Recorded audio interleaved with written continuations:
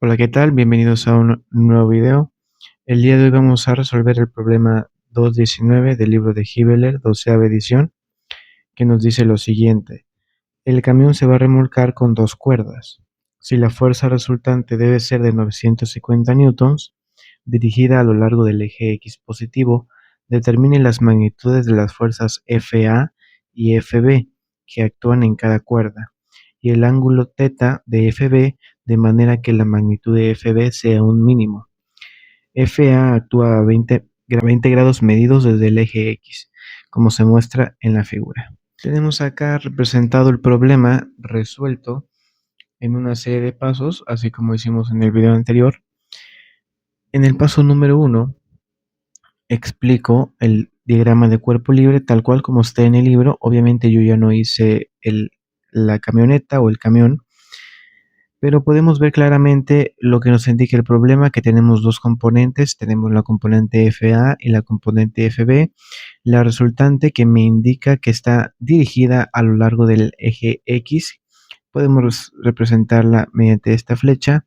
Tenemos los 20 grados del eje X o de la fuerza resultante a FA, tenemos los 20 grados y tenemos este ángulo θ que nos pide también el problema encontrarlo para que sea FB un mínimo, o sea, la magnitud de FB tiene que ser un mínimo. En el segundo paso representé mi triángulo de fuerzas, como hemos venido trabajando. Tengo a mi FA, tengo a mi FB y en mi fuerza resultante que está representada a lo largo del eje X. Pero como puse aquí en rojo, ¿cuál va a ser el ángulo θ para que mi componente FB sea un mínimo, sea una magnitud mínima? Ok, aquí nos va a ayudar un poco los conocimientos de geometría. La geometría nos dice que la distancia más corta de un punto a una línea es siempre perpendicular, ¿no?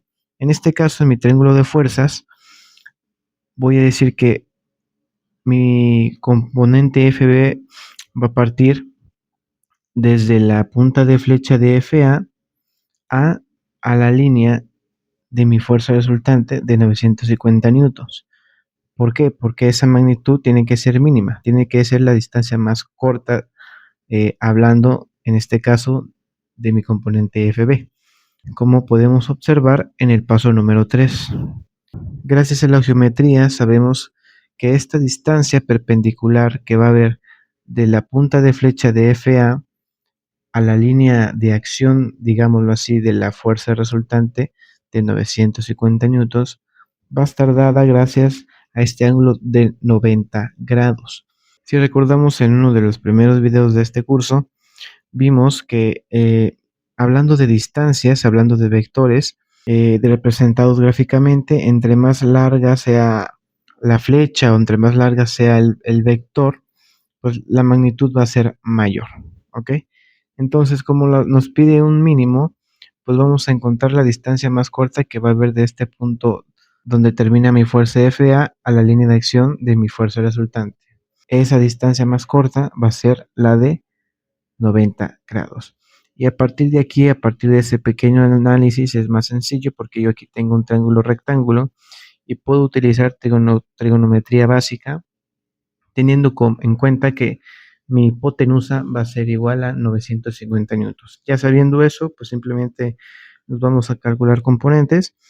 Para mi componente FA voy a decir que 950 newtons va a ser, lo voy a multiplicar por coseno de 20 grados, porque es mi cateto adyacente, que esto me va a dar como resultado 892.7079 newtons. Ahora, para mi FB voy a agarrar mi hipotenusa, en este caso mi fuerza resultante de 950 newtons por el seno de 20. Esto me va a dar como resultado 324.9191. Habríamos nosotros resuelto la parte de calcular las componentes de dicho sistema. Ahora, el ángulo θ donde FB es un mínimo, habíamos dicho que este ángulo de 90 grados nos ayuda muchísimo. Pero al final ese ángulo de 90 grados no es nuestra respuesta.